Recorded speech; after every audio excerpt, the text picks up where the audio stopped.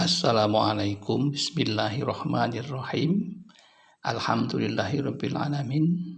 Wassalatu wassalamu ala asrofil anbiya'i wal mursalin Sayyidina wa maulana Muhammadin wa ala alihi wa sahbihi ajmain, amma ba'd. Jamaah Al-Fatih Channel dan sahabat YouTube yang dimuliakan oleh Allah. Pertama, mari kita bersama untuk bersyukur atas nikmat-nikmatnya dengan mengucapkan Alhamdulillahirabbil alamin. Sholawat dan salam semoga tercurah kehadiran baginda Rasulullah, Nabi yang kita cintai dan kita ikuti sunnah-sunnahnya.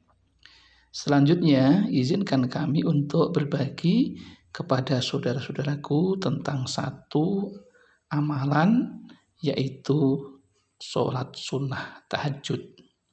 Adapun judulnya adalah rajin tahajud, tapi tak dijamin masuk surga gegara satu hal ini.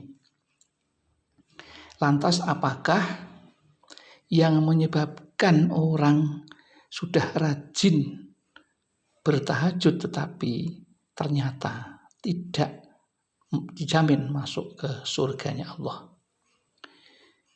Untuk bisa mengetahui ini, mari kita ikuti apa yang ingin kami sampaikan. Pertama, Allah memerintahkan sholat tahajud seperti yang tercantum di dalam Al-Quran surat Al-Isra ayat 79, yang artinya, dan pada sebagian malam hari bersembahyanglah tahajud kamu sebagai suatu ibadah tambahan bagimu. Mudah-mudahan Tuhanmu mengangkatmu ke tempat yang terpuji. Itulah perintah Allah tentang sholat tahajud. Begitu pentingnya sholat tahajud ini, maka Allah menekankannya demikian untuk dilaksanakan. Tetapi ternyata untuk bertahajud itu memerlukan beberapa ilmu pengetahuan yang cukup. Jadi kita tidak sembarangan untuk menjalankan sholat tahajud, tetapi juga mengetahui hal apa saja yang terkait dengan masalah tahajud. Ada satu kisah menarik yang perlu diketahui, bahwa ada seorang yang rajin tahajud tiap malam tanpa henti selama 20 tahun. Ia adalah bernama Abu bin Hasim. Ia sangat rajin beribadah tahajud selama 20 tahun tanpa sekalipun meninggalkannya. Pada suatu ketika ia hendak mengambil air wudhu, ia terkejut bukan kepalang ketika melihat ada sosok yang ada di depan tempat mengambil air wudhunya. Abu bin Hasim bertanya, "Wahai hamba Allah, siapakah engkau?" Orang itu tersenyum lalu berkata, "Aku adalah malaikat utusan Allah. Aku ingin menemukanmu sebagai pelayan Allah." Sebagai malaikat menanggung buku tebal berisi nama-nama kekasih Allah. Jadi malaikat ini memegang sebuah buku yang tebal tentang catatan kekasih-kekasih Allah. Abu bin Hasim penasaran dan ingin mengetahui apakah dirinya termasuk salah satu kekasih Allah yang tercatat di dalam buku tersebut.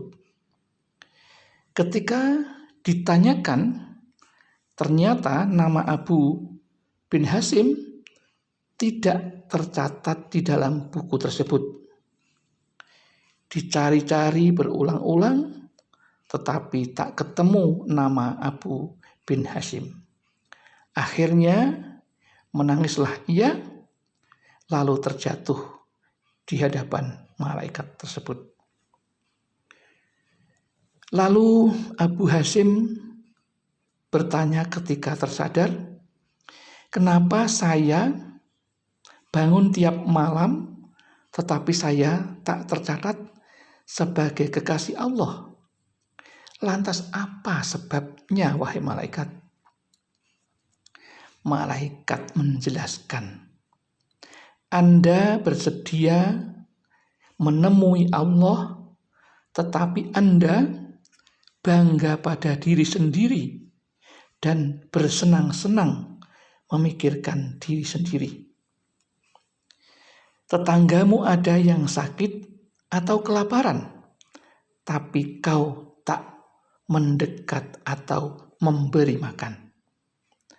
Bagaimana mungkin kamu bisa menjadi kekasih Allah jika Anda sendiri tak mencintai makhluk yang diciptakan oleh Allah? Kami kemudian barulah tersadar. Abu bin Hasyim tersadar bahwa seolah-olah ia tersambar petir di siang bolong. Dia mengaku bahwa hubungan pemujaan tidak hanya untuk Allah semata, tapi juga untuk sesama manusia. Jadi pengabdian kepada Allah tanpa diikuti pengabdian atau hubungan sesama manusia yang baik secara sosial dengan baik, maka itu pun ternyata akan mengganggu keberterimaan tahajud kita di hadapan Allah Subhanahu wa Ta'ala. Maka dari kisah tersebut dapat kita simpulkan bahwa ternyata kita memang harus hablum minallah, membuat hubungan yang baik dengan Allah, tapi juga kita harus hablum minannas, berhubungan sosial dengan baik kepada manusia, dan ketika ada kewajiban kita menolong tetangga kita, saudara kita, maka harus kita lakukan. Karena dengan demikian, insya Allah, kisah tentang Abu bin Hasyim yang selama 20 tahun rajin bertahajud tidak dimasukkan sebagai nama yang dikasihi oleh Allah, karena ia tidak melakukan hal-hal yang dianjurkan oleh Allah, yaitu berbuat baik kepada sesama manusia. Dan ia hanya bangga dengan dirinya sendiri atas amalan tahajudnya, dan ia melupakan kewajiban kepada tetangga-tetangganya. Demikian yang dapat kami sampaikan. Ada kesalahan kekhilafan, kami mohon maaf yang setulus-tulusnya. Akhirul kalam, billahi taufiq wal hidayah wal inayah wal barakah. Wassalamualaikum warahmatullahi wabarakatuh.